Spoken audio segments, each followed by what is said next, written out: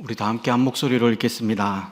여호와 하나님이 이르시되 보라 이 사람이 선악을 아는 일에 우리 중 하나같이 되어 그가 그의 손을 두고 떠먹고 영생할까 하노라 하시고 여호와 하나님이 저들에서 그를 같이 하나님이 그 사람을 쫓아내시고 에덴 동산과 그룹들과 두루도는 나무의 길을 지키게 하시니라. 아멘. 오늘도 복된 예배에 자리에 오신 여러분들 주님의 이름으로 환영하고 축복합니다. 이곳에서 우리 예수님의 은혜 안에서 세상이 줄 수 없는 평강을 맛보시기를 주님의 이름으로 축복합니다. 여러분 악동 뮤지션이라는 가수를 아십니까? 요즘에 앨범을 발표했는데 많은 사람들이 악동 뮤지션을 통하여서 많은 힐링을 받고 있습니다. 소문의 낙원이라는 찬양 비슷한 노래가 있는데 아무튼 이 시대를 살아가는 사람들은 뭔가를 갈망하는 것 같습니다. 낙원을 갈망하는 것 같습니다. 이 도시에서는 경험할 수 없는 어떤 낙원? 그런 파라다이스를 갈망하는 것 같습니다. 이 악동 뮤지션이 선교사님 자녀입니다. 남매인데 가사를 보면 이 청년들의 마음속에 하나님의 나라에 대한 갈망이 있다는 것을 곳곳에서 느낄 수 있습니다. 집에 돌아가셔서 소문의 낙원을 한번 들어보시기 바랍니다. 찬양 비슷합니다. 그래서 특별히 오늘 설교를 듣고 더 들으면 더 와닿을 것 같습니다. 그 낙원에 대한 갈망이죠. 거기 가사를 보면 따뜻한 스프와 고기가 있어요 라고 얘기합니다. 고기가 있죠. 낙원에 따뜻한 스프와 고기는 꼭 있어야 됩니다. 고기가 있어야지 낙원이 되겠죠. 이 가사 때문에 이 친구들이 뭐라고 얘기하냐면 제가 좀 충격받았는데 저 가사대로 살고 싶다고 우간다에 가서 직접 봉사활동을 했습니다. 이 가사대로 따뜻한 스프와 고기가 있어요. 이 가사대로 살고 싶다는 말에 저는 충격을 받았거든요. 와, 이렇게 살아가는 사람이 있을까? 그 가사를 대로 살고 싶어서 몸부림치는 가수가 있구나라는 생각을 했습니다. 우린 다 낙원을 꿈꿉니다. 오늘 성경은 뭐라고 얘기하냐면 우리의 존재를, 우리의 현실을 뭐라고 표현하냐면 낙원에서 쫓겨난 존재다라고 이야기하고 있습니다. 한마디로 얘기하면 집을 잃어버렸습니다. 아버지의 집에서 쫓겨난 존재라고 얘기하고 있는 거죠. 여러분에게 집은 어떤 의미입니까? 그냥 주거 공간 말고 집, 그 아버지의 집, 집은 첫 번째로 집을 생각하면 저는 그냥 안락함이 떠오릅니다. 안락함. 집에서 밖에서는 에너지를 소비하는 느낌이 든다면 집에 들어오면 뭔가 충전되는 느낌이 듭니다. 여러분 안 그러십니까? 여러분 집은 안 그러십니까? 집에 가면 뭔가 편안하잖아요. 편안한 느낌이 오는 거죠. 그래서 우리는 집을 그리워합니다. 출근하면 뭘 생각하죠? 집에 가고 싶다는 생각이 제일 먼저 듭니다. 출근하고 딱 앉으면 집에 가고 싶다. 갑짐 싸라는 말이 있죠. 갑자기 짐 싸고 집에 가고 싶다라는 말이 있습니다. 집중력 이런 것도 집이 중력처럼 나를 끌어들이는 거죠. 집이 중력처럼 끌어들이는 그런 것들이 있습니다. 근데 집에 가면 좋은 거죠. 저희 집만 그렇습니까? 여러분 집은 안 그런 것 같은데. 여행을 가잖아요. 우리가 여행을 가면 정말 좋은 곳 가잖아요. 좋은 곳 가죠. 우리나라 사람들은 정말 특별합니다. 전 세계 사람들이 놀라는 거죠. 4시 반에 아침에 일어나서 일정을 시작하는 사람은 우리나라 사람밖에 없습니다. 옷은 나들이 옷, 등산복을 입고 와서 군인처럼 미션을 완수합니다.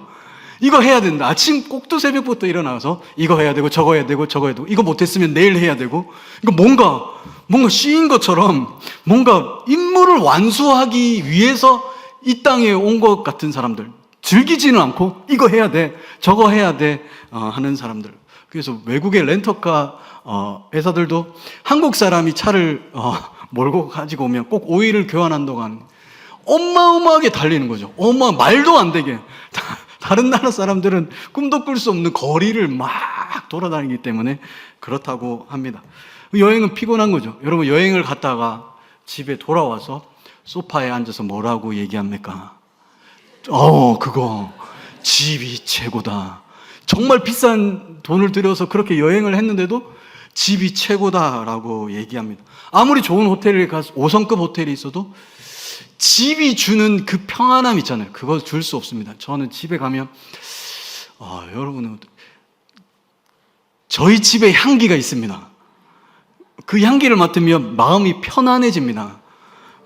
제 이불에 그 채취가 있거든요. 저는 어떤 생각이 드냐면 이걸 향수로 만들어 팔면 정말 정말 향기가 좋거든요. 여러분 믿지 않겠지만 저는 그 향기가 좋습니다. 집에 5성급 호텔 아무리 좋은 이불을 덮어도 그 느낌이 안 나는, 저의 이불에서만 나는 그 아름다운 향기가 있습니다. 그래서 그 향기를 맡으면 집에 향기가 있는 거죠. 그 편안함이 있는 거죠. 인생을 살다가 왠지 피곤하고 힘이 없고 평안이 없다. 그 이유는 뭐냐면 여러분, 집에서 쫓겨났기 때문입니다. 아버지 집에서 쫓겨났기 때문인 거죠. 많은 사람들이 이렇게 생각합니다. 아담이 범죄 이후에 일을 시작했다. 노동이 시작했다. 원래 일을 안 했는데 일을 하기 시작했다라고 생각합니다. 근데 이전에도 아담은 일을 했습니다. 동산지기로 하나님 주신 에덴 동산을 관리하는 일을 했습니다. 근데 문제는 뭐냐면 우리 창세기 3장 19절 말씀 함께 읽겠습니다. 3장 19절 말씀입니다. 함께 읽겠습니다.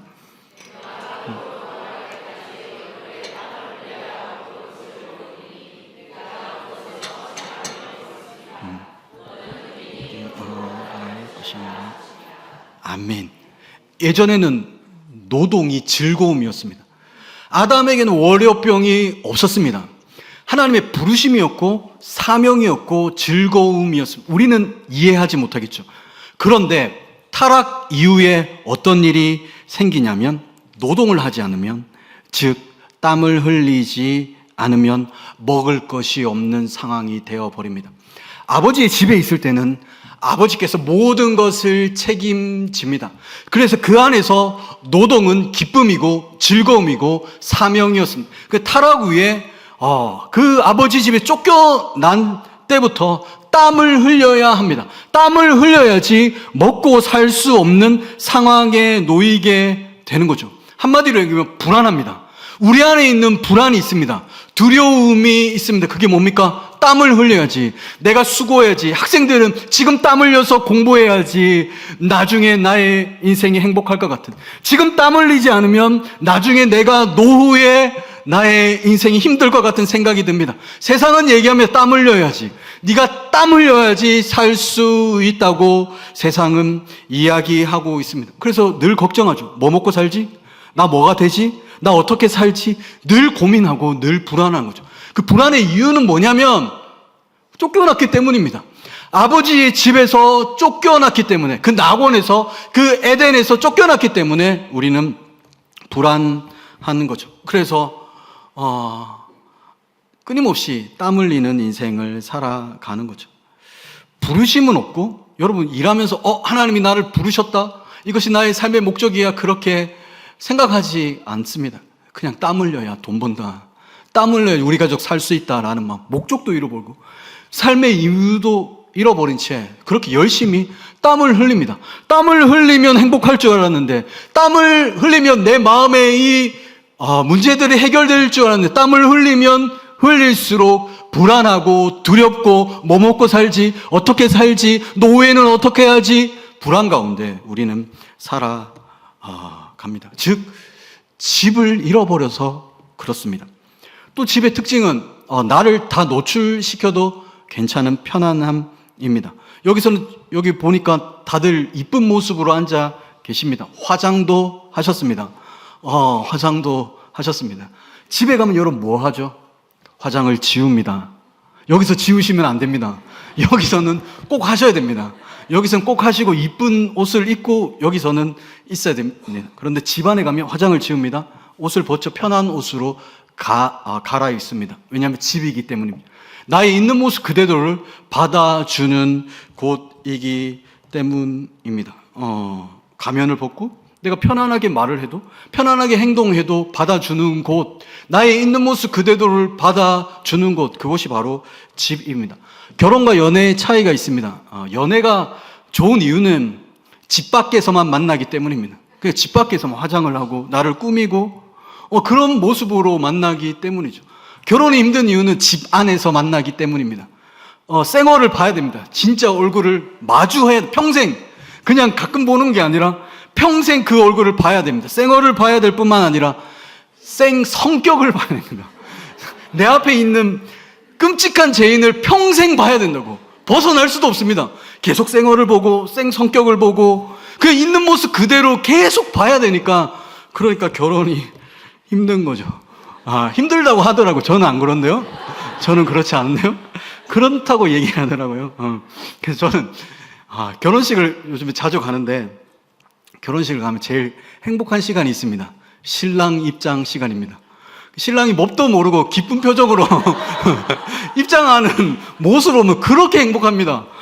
이거 너도 당해봐라 라는 그런 생각이 듭니다. 그 시간이 제일 기쁩니다. 아무것도 모른 채 그냥 집 밖에서 다 만나다가 이제 집 안으로 들어가야 되는데, 그것도 모른 채 바보같이 웃으면서 입장하는 그를 바라볼 때 그렇게 행복할 수 없습니다. 아담과 하와는요, 처음에 서로 벌거벗었으나 부끄럽지 않았습니다. 있는 모습 그대로를 받아줬다는 거죠. 타락 전이기 때문에 미움이 없었고 서로를 이용하려는 마음도 없었습니다. 사랑으로 충만했습니다. 완전한 집안에 있었던 거죠. 우리는 바랍니다. 누가 나를 좀 이해해줬으면 좋겠고, 나를 있는 모습 그대로 받아줬으면 좋겠다. 나 자신을 발가벗겨도 괜찮은 사람을 찾습니다. 때론 그런 사람을 만날 때, 이해해주는 사람을 만날 때 사람들은 집에 있다는 느낌을 받습니다. 또 집에 가면 가족이 있습니다. 우리를 자신을 돌봐주는 가족이 있습니다. 청년들을 보면 자취에 대한 로망이 있습니다. 자취를 그렇게 하고 싶어 합니다. 자유를 꿈꾸는 거죠. 이 지긋지긋한 아버지의 집을 떠나 나 혼자 살고 싶다라는 마음이죠. 처음에는 좋습니다. 자유입니다. 때로는 요리도 합니다. 요리도 해보고 재밌거든요. 요리도 하고 청소도 하고 빨래도 하고. 근데 시간이 지나면 집에는 컵라면과 햇반이 쌓여갑니다. 그리고 배달 음식이 쌓여가는 거죠. 설거지도 쓸 그릇들만 하게 되고, 빨래도 건조대에서 직접 그냥 옷을 입습니다. 그렇게 살아갑니다. 자취를 하면 수많은 적들과 싸워야 됩니다. 매달 적들이 찾아오는데요. 집세, 식비, 보험료, 가스비, 세금, 전기요금, 수도세, 예전엔 부모님이 내줬습니다. 아버지 집에 있을 때는 부모님이 다 내줬는데 이제 내가 마주해야 합니다. 그래서 자취를 하면 엄마가 생각납니다. 이거 엄마가 내줬는데 라는, 집에 가고 싶은 마음이 드는 거죠. 집에 가면 기댈 가족이 있습니다. 우린 집에서 쫓겨났습니다. 아버지의 집에 우리의 영원한 가족이 되시고 우리 모든 인생을 책임지시는 아버지의 집에서 쫓겨났습니다. 그래서 아버지를 버렸습니다. 우리의 몸뿐만 아니라 우린 영혼 전체가 쉴 수 있는 곳 아버지의 집에서 쫓겨났습니다. 그래서 우리의 인생은 늘 불안하고 힘든 가운데 있습니다. 왜 이런 일이 일어날까? 사람들은 연구하기 시작했습니다. 열심히 땀 흘리면 행복할 줄 알았는데, 과학이 발전하면 행복할 줄 알았는데, 사람들은 그 이유를 찾아내기 시작했습니다. 공허와 외로움들이 여전한데 이것이 어디서부터 출발했을까? 사회주의 사람들은, 공산주의 사람들은 이건 경제적 소외 때문에 왔다라고 생각합니다. 경제적으로 소외당했다. 그래서 경제적으로 불평등을 해결하면 유토피아가 온다, 낙원이 온다라고 얘기합니다. 심리학자들은 심리적인 소외에서 왔고, 사회학자들은 사회적인 소외에서 이런 문제들이 왔다라고 얘기하지만 성경은 뭐라고 얘기합니까? 영적인 소외에서 이런 문제가 왔다고 얘기합니다. 아버지에게서 끊어졌기 때문에, 아버지에게서 떠났기 때문에 이런 일들이 펼쳐진다라고 얘기하고 있습니다. 우리 오늘 3장 22절 말씀을 다 함께 읽어보도록 하겠습니다. 3장 22절 말씀입니다. 함께 읽겠습니다. 여호와 하나님이 이르시되 보라, 이 사람이 선악을 우리 중 하나같이 되었으니 그가 그의 손을 들어 생명나무 열매도 따먹고.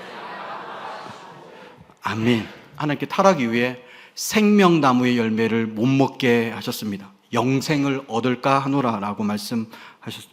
여러분, 영생이 뭐냐면 그냥 영원히 사는 것이 아닙니다. 영생은 하나님과 함께하는 것입니다. 요한복음 17장 3절에 보면 영생을 참 하나님과 그가 보내신 아들 예수 그리스도를 아는 것을 영생이라고 했습니다. 안다라는 단어는 히브리어로 야다라는 단어입니다. 우리가 잘 아는 단어죠. 부부 관계를 의미합니다. 부부 간의 동침을 의미하는 단어 있는 거죠. 그 영생은 뭐냐면 하나님과 예수 그리스도와 부부 관계를 맺는 것, 가장 깊은 관계를 맺는 것을 의미합니다. 생명나무를 먹고 영생을 얻습니다. 하나님과 영원히 함께 합니다. 그런데 타락한 이후에는 우리는 생명나무를 먹을 수 없습니다. 왜냐하면 하나님은 거룩한 분이시기 때문입니다. 거룩한 분에게 죄인이 가게 되면 죽습니다. 우리는 그분과 함께 할 수 없습니다. 그래서 하나님은 그 낙원에서, 에덴 동산에서 아담과 하와를 쫓아내게 되는 거죠. 우리는 하나님으로부터 떨어졌습니다. 물고기가 물을 떠나듯이 우리의 인생은 그런 거죠.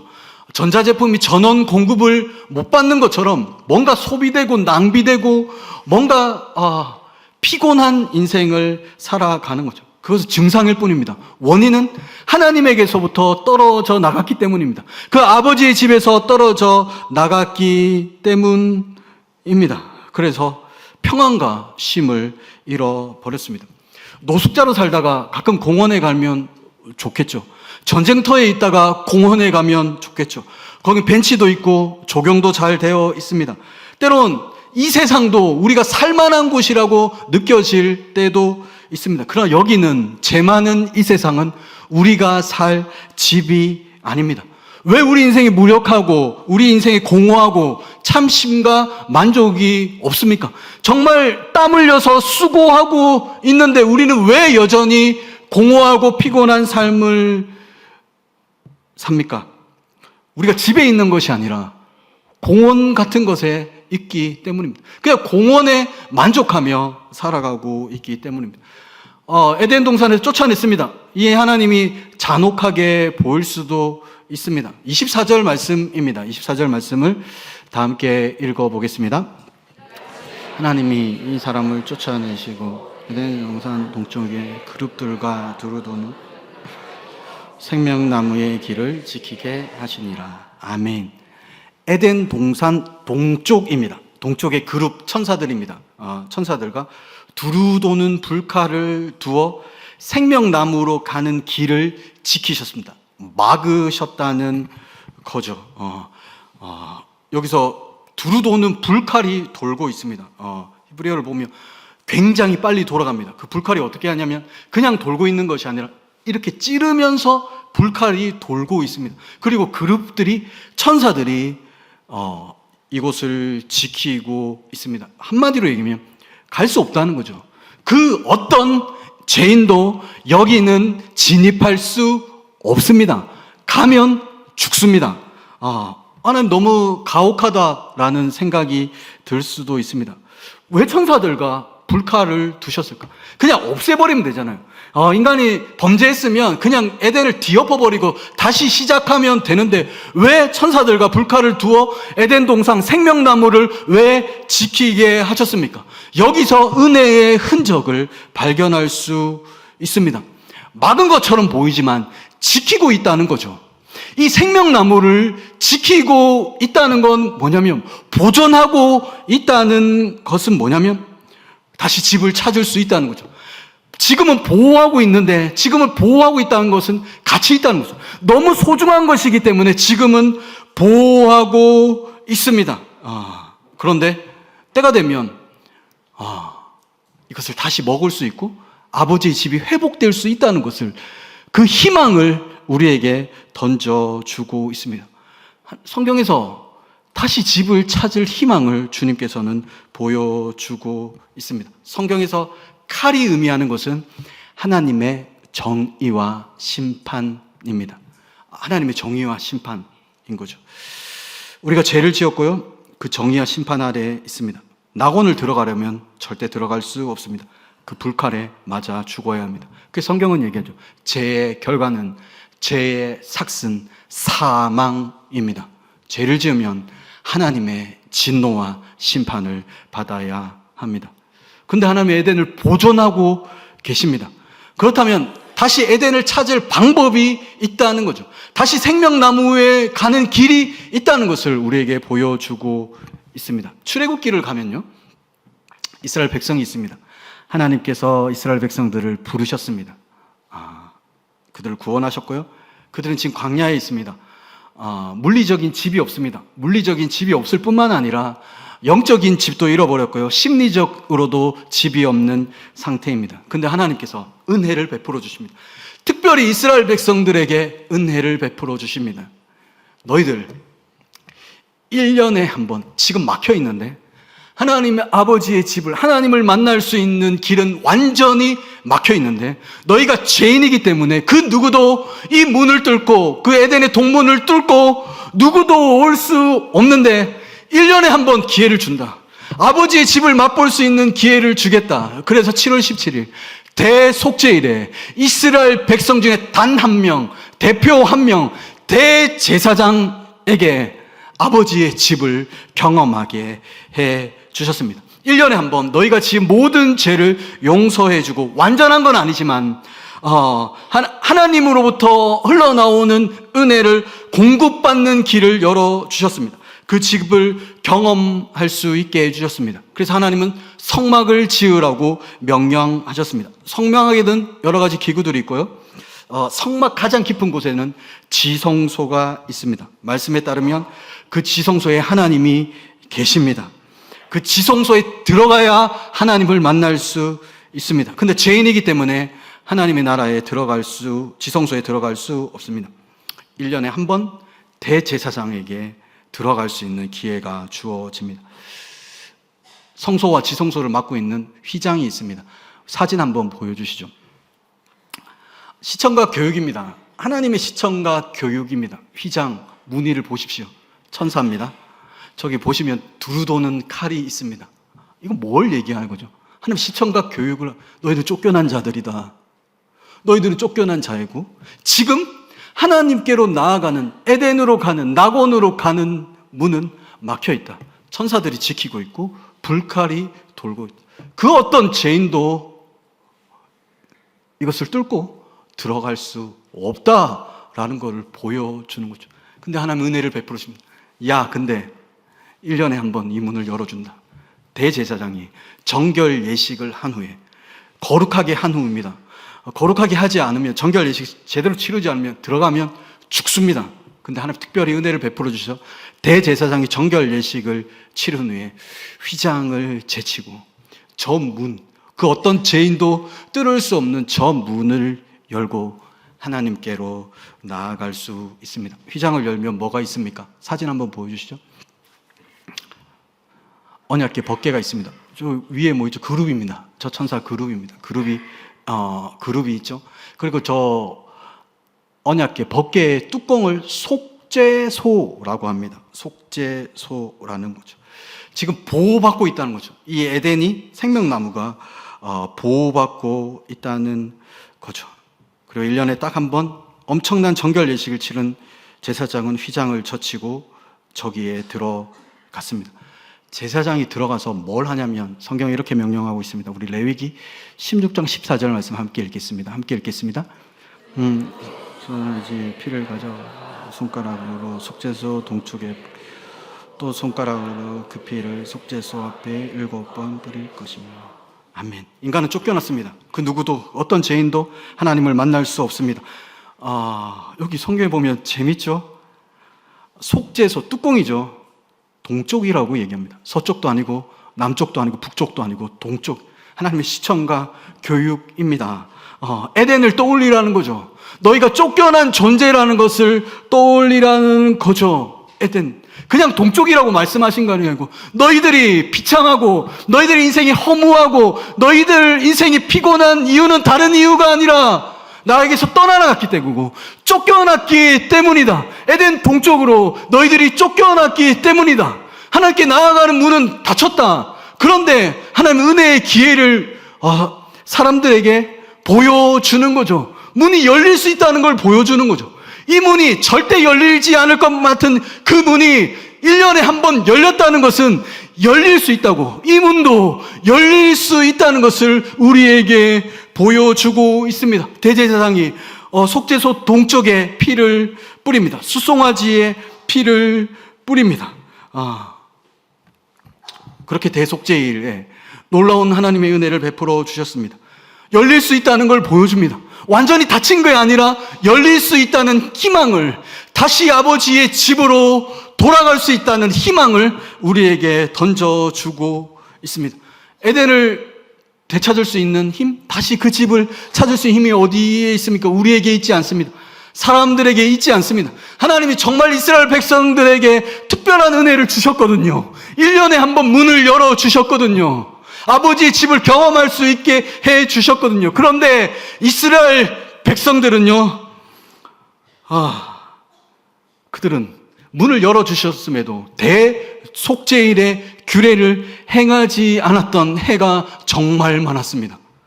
열어주셨음에도 불구하고 그들은 아버지께로 가지 않았습니다. 1년에 한 번 있는 그 특별한 기회잖아요. 그 기회를 걷어찼습니다. 왜냐하면 쫓겨났음에도 불구하고 땀 흘리면 행복할 수 있다라고 생각하기 때문이죠.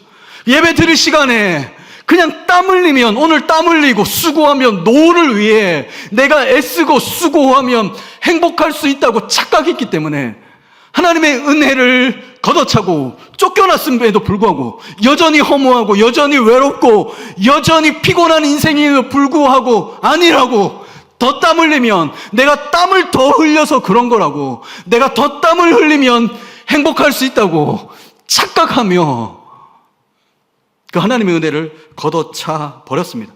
그래서 구약 성경이 얘기해 주는 건 뭡니까? 인간에게 답이 없다. 은혜를 열어주셨음에도 불구하고 그 은혜를 걷어찼던 아무 소망이 없는 인간들, 죄인들이라는 것을 보여줬습니다. 우리는 할 수 없습니다. 우리는 열어주셔도 가지 않는 존재들입니다. 쫓겨났음에도 불구하고 끝까지 고집을 피우며 땀 흘리면 행복할 수 있다라고 착각하며 살아가는 존재들입니다. 우리는 할 수 없습니다. 그래서 그분이 하셨습니다. 모든 것이 이루어지는 희망이 어디 있냐면 우리에게 있는 것이 아니고요, 그분께 있습니다. 그 희망을 담은 성경 말씀입니다. 이사야서 53장 8절 말씀입니다. 우리 다 같이 읽어보겠습니다.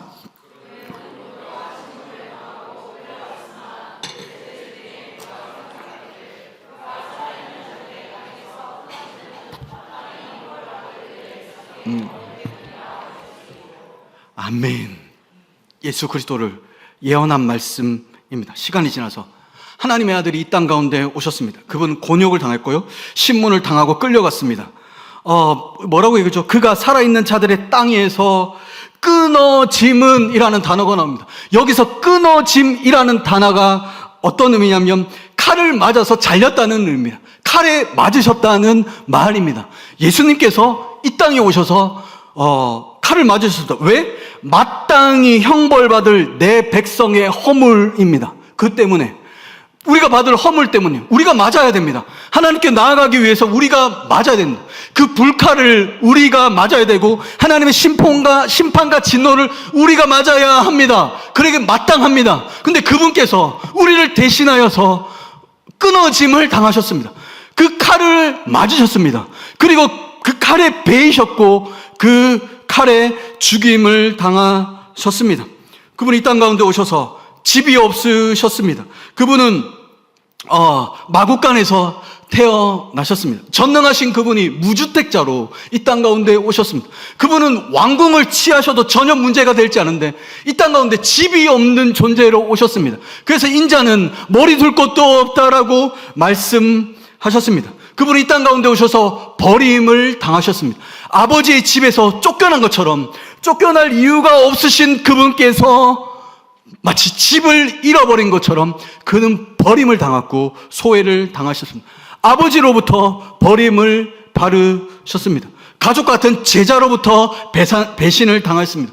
그분은 편안을 아버지 집에서 누릴 수 있는 그 평안을 다 잃어버렸습니다. 그분에게 기댈 곳은 없습니다. 제자들도 다 떠났고 아버지마저 마지막 그 절규를 외면하셨습니다. 완전히 버림당했고 완전히 아버지의 집에서 쫓겨났습니다. 그분의 인생은 완전히 망가졌습니다. 왜?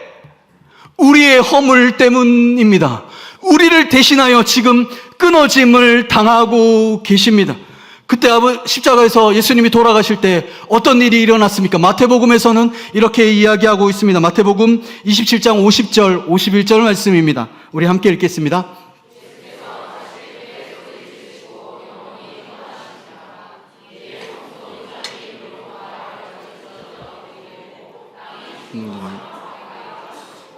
아멘. 예수님이 숨을 거두실 때 어떤 일이 다 이루었다 말씀할 때 어떤 일이 성막에 우리가 아까 봤던 그 휘장입니다. 천사들이 있고 불칼들이 돌고 있는 그 휘장이 위에서부터 아래로 찢어졌습니다. 휘장의 두께는 어마어마합니다. 기록에 의하면 이걸 한번 빨려면 제사장 300명이 빨래를 할 정도로 인간의 힘으로는 찢을 수 없는 휘장입니다. 그 휘장이 아래에서 위로부터 찢겨진 것도 아니라 위에서부터 아래로 찢겨졌습니다. 하나님이 이 일을 하셨다는 것입니다. 열리지 않을 것 같은 그 문이 열린 거죠. 그룹들과 천사들과 불칼이 돌고 있는 그 어떤 죄인도 뚫을 수 없는 그 문을요, 낙원의 동문에 있는 그 문이 열렸다는 것을 우리에게 말해주고 있습니다. 그래서 히브리서 기자는 우리에게 이렇게 말해주고 있습니다. 히브리서 10장 19절 20절 말씀입니다. 함께 읽겠습니다.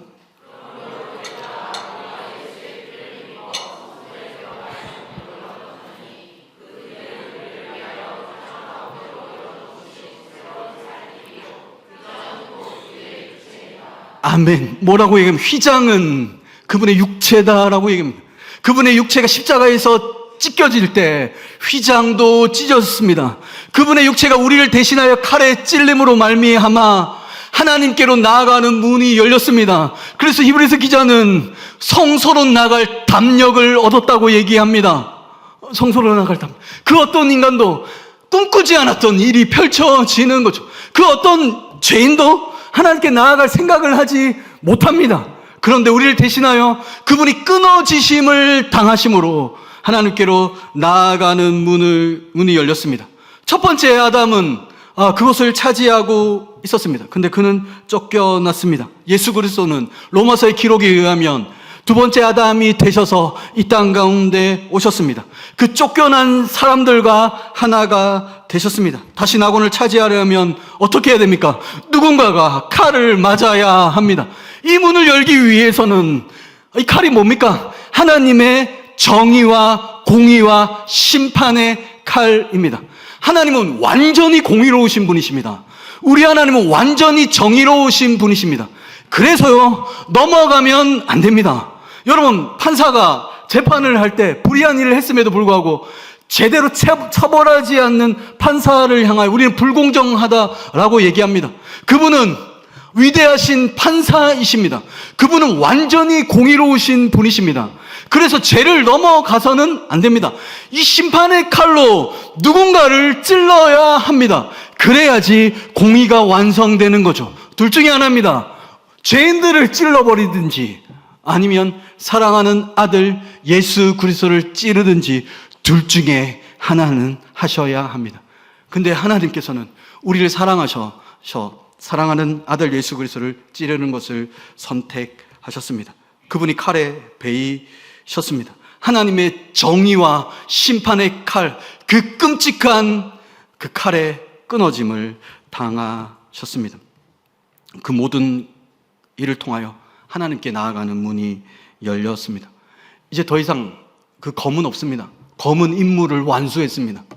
우리를 찌르든지 예수님을 찌르든지 둘 중에 하나 했는데 예수님을 찔러버렸습니다. 검의 사명은 다 했습니다. 두루도는 불칼 필요가 없어졌습니다. 우리를 대신하여 그분이 끊어짐을 당했기 때문입니다. 그리스도에 있는 모든 자들은 영원한 생명으로 가는 길이 완전히 열렸습니다. 그래서 시간이 지나서 예수님은 이렇게 우리에게 선포하고 있습니다. 요한계시록 2장 7절 말씀입니다. 우리 다 함께 읽어보겠습니다. 현자는 교회들에게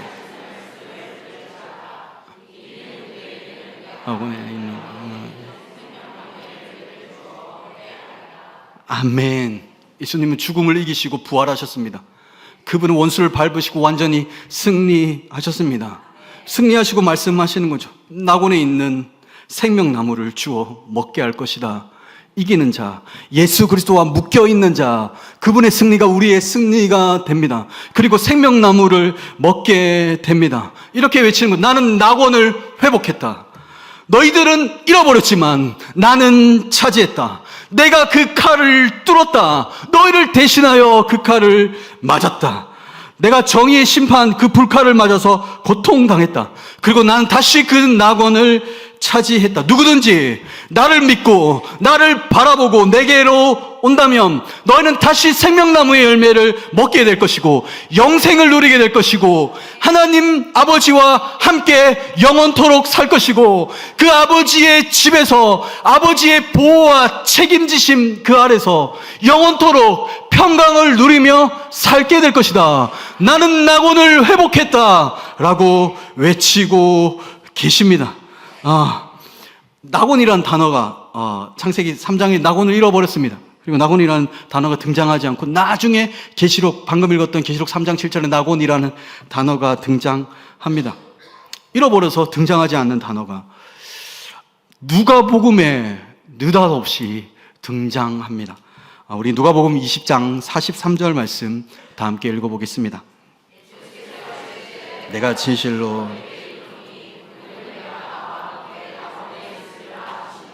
아멘. 지금 어느 상황인가 십자가 있습니다. 십자가에 강도가 있습니다. 강도요, 완전 죄인이요, 아무 소망이 없고 십자가에 손이 박혀서 아무것도 할 수 없는 예수 그리스도를 바라볼 수밖에 없는 죄인입니다. 당신 낙원에 가실 때, 하나님 나라에 가실 때 나를 기억해달라고 외칩니다. 그에게 소망은 예수님밖에 없습니다. 그는 손으로 할 수 있는 것이 아무것도 없는 완벽한 죄인입니다. 예수님은 그 죄인을 향하여 이렇게 말씀하시는 거예요. 내가 칼을 지금 맞고 있다. 내가 그 하나님의 진노의 칼을 지금 맞고 있다. 불칼이 나를 찔러 죽이고 있다. 나는 버림당했다. 나는 하나님의 진노와 정의의 칼을 맞아서 죽고 있다. 그렇지만 나는 이 칼을 맞아서 죽음으로 그리고 부활함으로 나는 낙원을 다시 되찾았다. 낙원은 내 것이다. 네가 나를 바라본다면, 네가 너와 함께 한다면, 네가 나와 함께 있기를 원한다면, 영생을 원한다면 너는 이제 그 낙원을 되찾는다. 오늘 나와 낙원에 있을 것이다. 이것이 성경의 가르침입니다. 이 강도는 우리입니다. 예수님이 아니면 소망이 없는 우리들입니다. 그분은 낙원을 회복하기 위해 끊어짐을 십자가에서 당하셨습니다. 누구? 우리의 허물 때문에. 우리의 허물 무엇입니까? 아버지께 쫓겨났음에도 불구하고, 하나님께 나아가는 문을 열어주셨음에도 불구하고 그걸 내팽개치고 세상의 이야기에 파묻혀서 오늘도 땀 흘리며 수고하면 행복할 수 있다고 착각하며 예수 그리스도를 등지고 살아가는 우리요, 우리의 허물을 대신하여 그분이 끊어짐을 당하셨습니다. 그리고 완전히 그분께서는 낙원을 회복하셨습니다. 하우스 리스라는 말이 있습니다. 집이 없는 상태. 저 하우스 리스입니다. 저는 집이 없습니다. 앞으로도 집이 있을 것 같지는 않고요. 그렇습니다. 근데 저는 하우스 리스지만 홈리스는 아닙니다. 저에게는 영원한 집이 있습니다. 이 땅의 집과 저 한강뷰 아파트와 비교할 수 없는 영원한 집이 저에게는 예비되어 있습니다.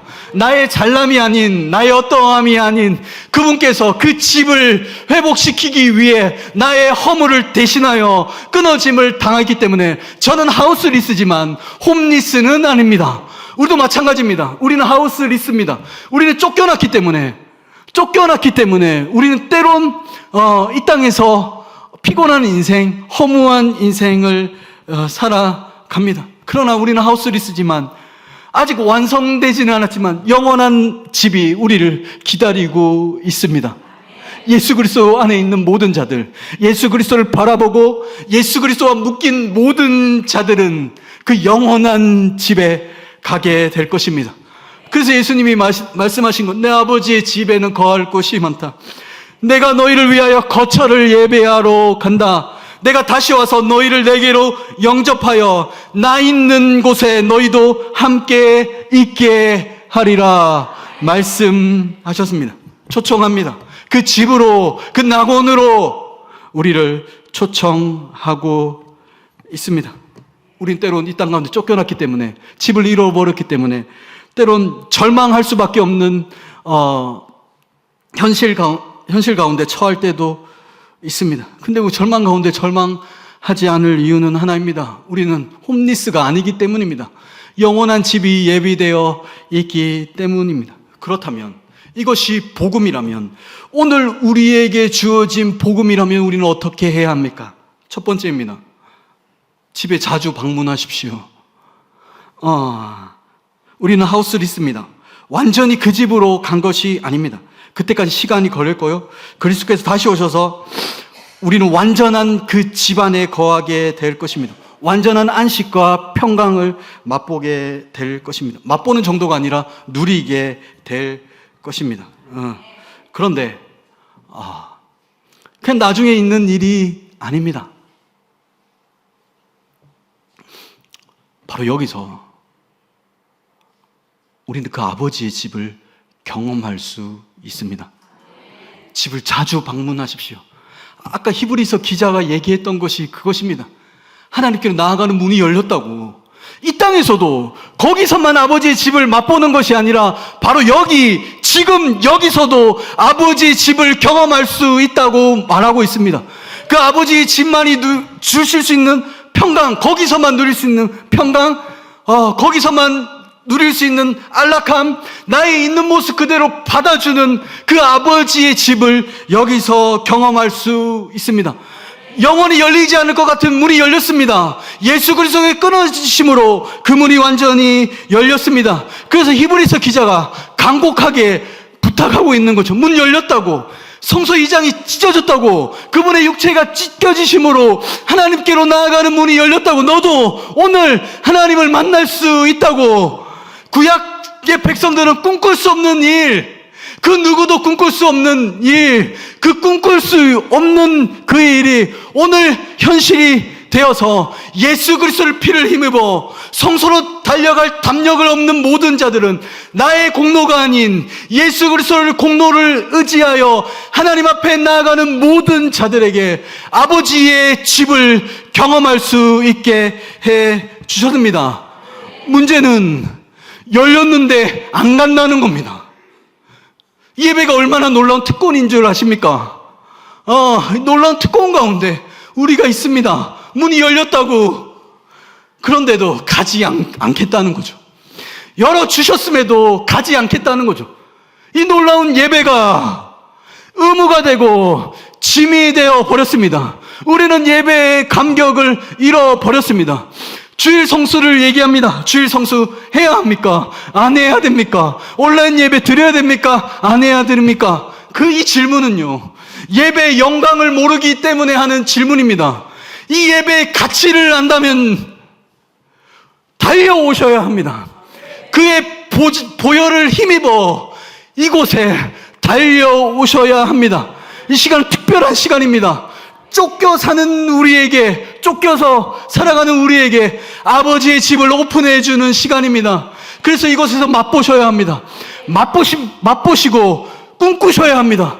지금 이곳에서도 이렇게 좋은데 구주를 생각만 해도 이렇게 좋거든. 그분을 직접 보고 아버지의 집을 직접 경험하면 얼마나 좋을까. 천국의 소망으로 충만하게 된다는 거죠.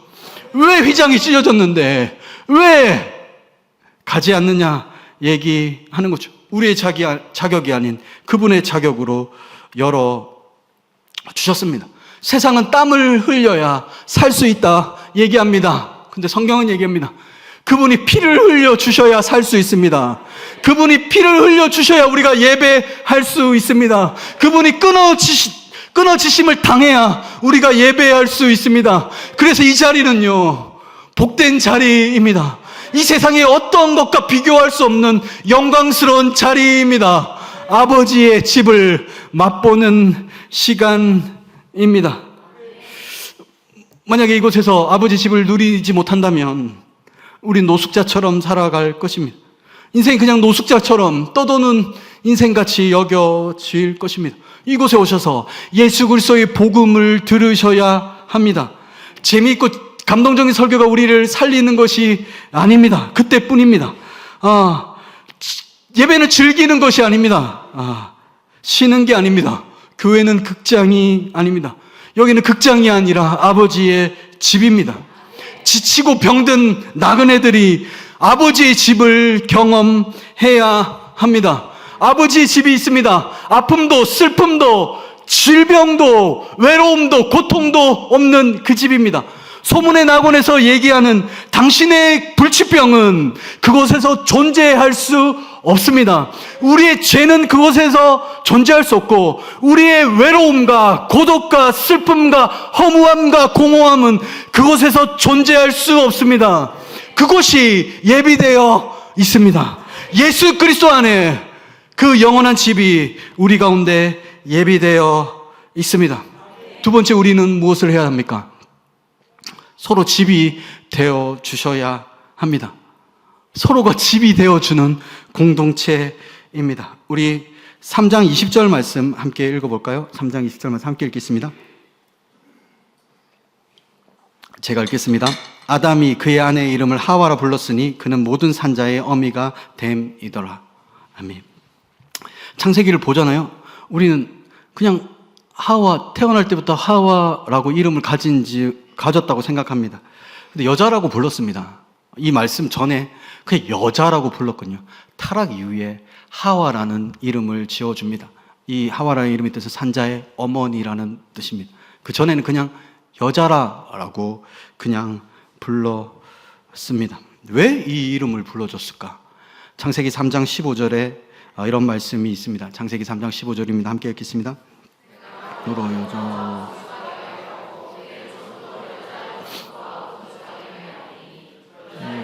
내 머리를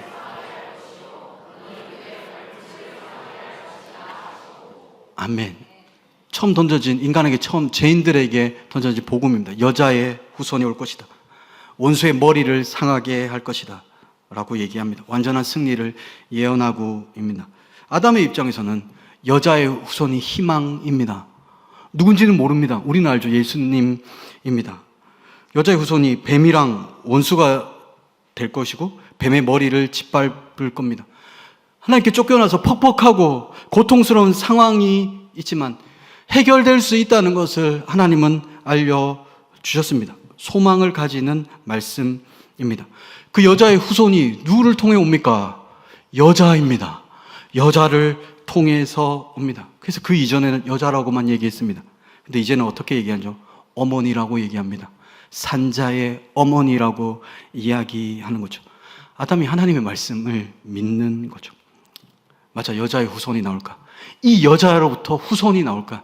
이 여자는 그냥 여자가 아니라 어머니가 될 거야. 후손이 올 건데 그 후손이 언제인지는 모르겠지만 원수의 머리를 밟을 거야. 우리를 구해 줄 거야. 아담은 그것을 믿었습니다. 방금 전까지만 해도 창세기를 보면 아담과 하와는 부부싸움을 했습니다. 서로 탔다. 네가 선악과를 나에게 줘서 그랬다. 부부싸움을 했습니다. 그런데 이 여자는 뭡니까? 이 여자가 애를 낳지 않으면 나는 소망이 없습니다. 그래서 하와라는 이름을 불러줬습니다. 나에게 미운 사람이지만 나에게는 구원과 같은 존재입니다. 내 옆에 있는 사람이 집을 가져다 줄 겁니다. 인식이 바뀌었다는 거죠. 내 옆에 있는 사람이 원수였는데 이 여자가 나에게 집을 가져다 줄 사람이 되었습니다. 이 하와를 통해서 아담을 회복시켜 주십니다. 하와의 후손 해서 결국 예수 그리스도께서 오셨습니다. 하와를 사용하셨습니다. 하나님은 우리의 가족을 주셨습니다. 그리고 교회를 주셨습니다. 서로의 집이 되어 주십시오. 예수 그리스도 안에 서로의 기댈 수 있는 집이 되어 주십시오. 그 예수님의 은혜를 안다면, 우리를 대신하신 은혜를 안다면 여러분도 누군가의 집이 되어 주십시오. 악동 뮤지션이죠. 이찬혁과 남매입니다. 이수연인데, 이수연이 동생이 힘들었습니다. 힘들어가지고 마음의 병이 왔거든요. 그래서 집에서 나오지 않고 3년 동안 있었다는 거죠. 그때 뭐라고 얘기하냐면 이찬혁이 나는 네가 구덩이에 빠지면 난 뛰어들겠다. 그래서 모든 걸 내려놓고 동생과 같이 지냈습니다. 회복했습니다. 집이 되어 주는 거죠. 힘들고 지친 나그네 같은 인생을 살아가는 그들에게 예수 그리스도 안에 있는 사람들이 누군가의 집이 되어 주고 누군가의 기댈 곳이 되어 준다는 거죠. 서로의 집이 되어 주십시오. 여러분의 가족들에게 집이 되어 주십시오. 이 교회 안에, 우리 셀 안에, 공동체 안에 누군가의 집이 되어 주십시오.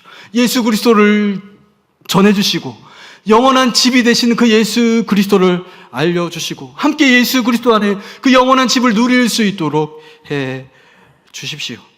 이것이 오늘 성경이 우리에게 말씀하는 바입니다. 때로는 인생을 살아가다 보면 힘들 때 있습니다.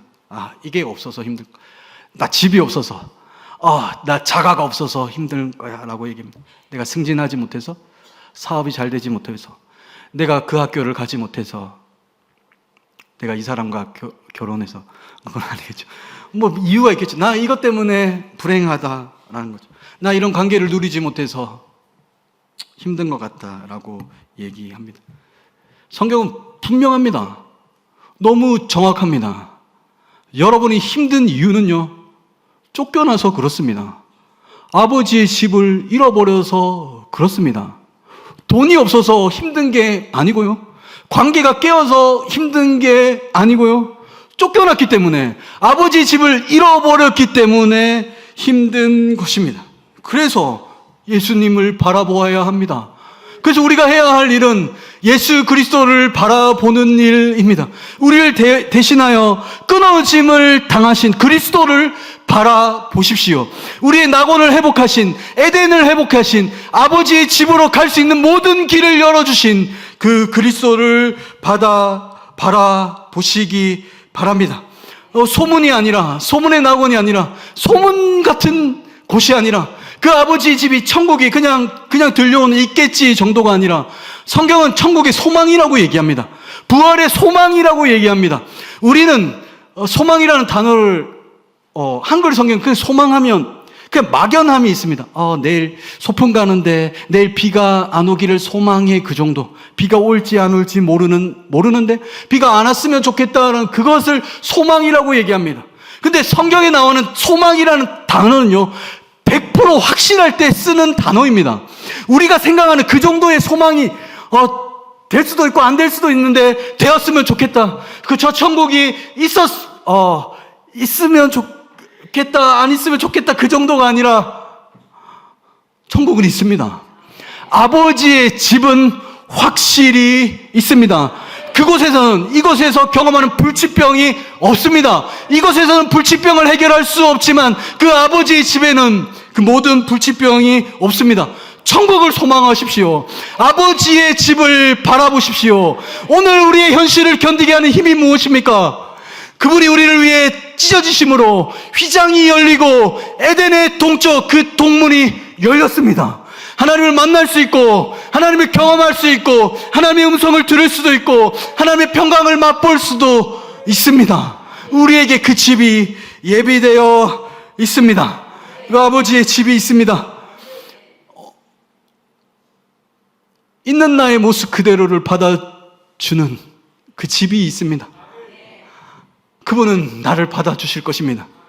나는 부족하여도 영접하실 터이니 예수 공로 의지하여 나아가는 거죠. 우리는 부족합니다. 우리의 포지션은 부족함입니다. 우리는 우편 강도입니다. 우리가 스스로 할 수 있는 것이 없습니다. 우리는 기껏해야 문을 열어주어도 하나님 앞에 나아가지 않는 완악한 죄인들입니다. 우리는 부족한데 우리에게 소망은 무엇입니까? 나는 부족하여도 그분은 영접하실 것입니다. 그분은 환영할 것입니다. 그날에 그 아버지 집 앞에서 우리를 환영할 것입니다. 우리를 막을 수 있는 건 없습니다. 그분이 그 문을 여셨습니다. 그래서 영접하실 것입니다. 나의 공로가 아니라 그분의 공로로 말미암아 그분은 우리를 여실 것입니다. 그 아버지 집에서 영원히 우리를 책임져 주실 것입니다. 사람들은 천국을 비웃습니다. 그래서 노래 가사에도 누군가 비웃으면 난 더 힘나요라고 얘기합니다. 사람들은 이야기합니다. 그런 거에 어디 있냐고. 그냥 이 땅에 열심히 살으라고. 그런 거에 속지 말고 바보처럼 살지 말고 사람들은 비웃습니다. 근데 뭐라고 얘기하면 비웃으면 힘이 납니다. 천국은 확실히 있기 때문입니다. 아버지의 집은 여전히 존재하기 때문입니다. 불칼과 그룹들로 보호하셨습니다. 왜? 우리가 생명나무를 다시 먹게 하기 위해, 그 에덴을 회복하시기 위해 그분은 너무 소중하기 때문에 지키신 것이죠. 그래서 누군가 비웃어도 흔들릴 이유가 없습니다. 우리에게는 아버지의 집이 예비되어 있습니다. 지치고 힘든 나그네요. 땅만 보지 말고 땅만 바라보고 이 세상에서 그냥 사람들의 인정을 받기 위해 구걸하는 인생이 아니라 눈을 들어 하늘을 바라보십시오. 아버지의 집을 소망하십시오. 영원히 불타지도 않고 영원히 변하지 않는 아버지의 집이 예비되어 있습니다. 그 집으로 주님께서 우리를 초청하고 계십니다.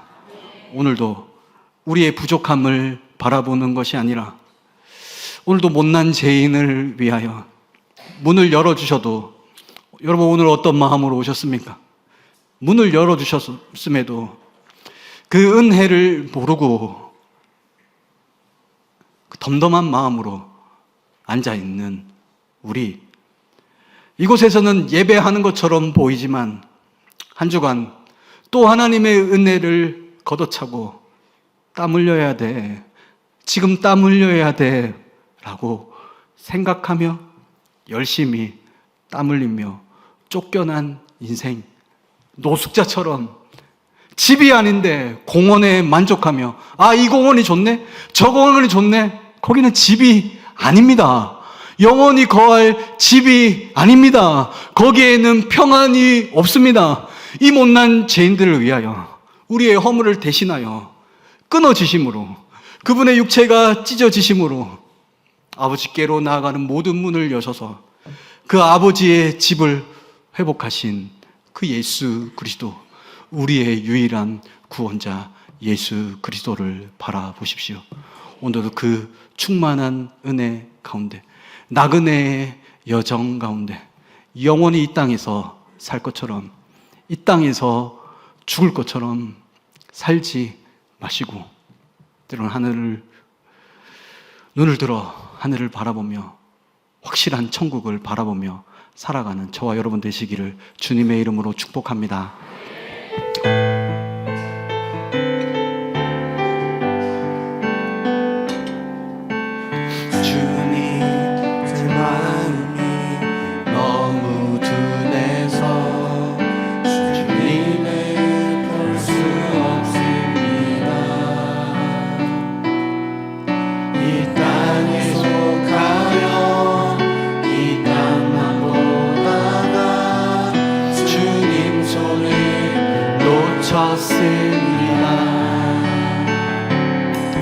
나는 나그네로 왔는데 왜 주저앉게 되었나.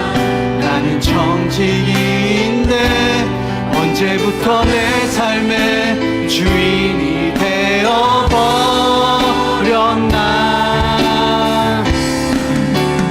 믿음이 없이는 기쁘시게 못하다니 고된 수고로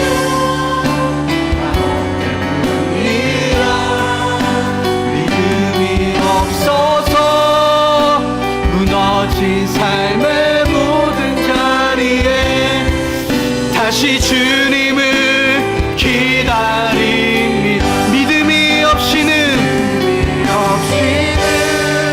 기쁘시게 못하다니 고된 수고로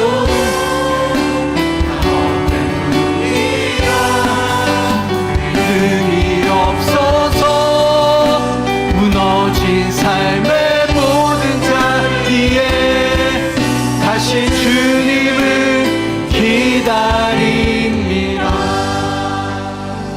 우리 오늘 주신 말씀 붙들고 함께 기도했으면 좋겠습니다. 여기저기서 살기가 힘들다고 이야기합니다. 살기가 빡빡하다고 얘기합니다. 여러 가지 이유를 찾습니다. 이것이 없어서, 여기에 가지 못해서, 이런 것들이 잃어버려서 우리는 우리 인생이 힘들 거라고 얘기합니다. 그러나 성경은 정확하게 얘기합니다.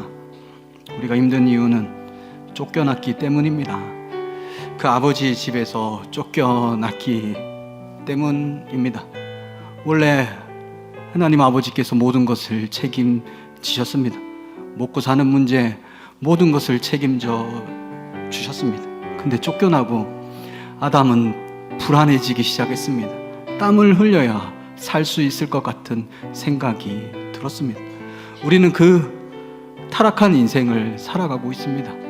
끊임없이 세상은 노력이 중요하다고 얘기합니다. 땀 흘려야 행복할 수 있다라고 얘기합니다. 우리 인생의 진짜 문제는 하나님 아버지를 잃어버린 것입니다. 아버지의 집을 잃어버린 것입니다. 땀을 흘리는 게 중요한 것이 아니라 우리를 위해 피를 흘리신 예수 그리스도를 바라보는 것이 중요합니다. 하나님은 우리를 고아와 같이 내버려 두지 않으시고 아버지의 집을 회복하기 위해 아들을 십자가에 못 박아 죽이셨습니다. 불칼을 우리 대신하여 그분이 맞으셨습니다. 그래서 하나님께로 나아가는 문이 완전히 열려 있습니다.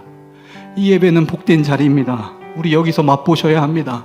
세상이 줄 수 없는 평강, 참심을 이곳에서 맛봐야 합니다. 그리고 그날 진짜 아버지의 집을 소망해야 합니다. 그래서 이 시간 기도했으면 좋겠습니다. 오늘도 땀 흘려야 행복할 수 있다는 그 거짓 속임에 빠져 불행한 인생을 살아가는 우리를 불쌍히 여겨주십시오.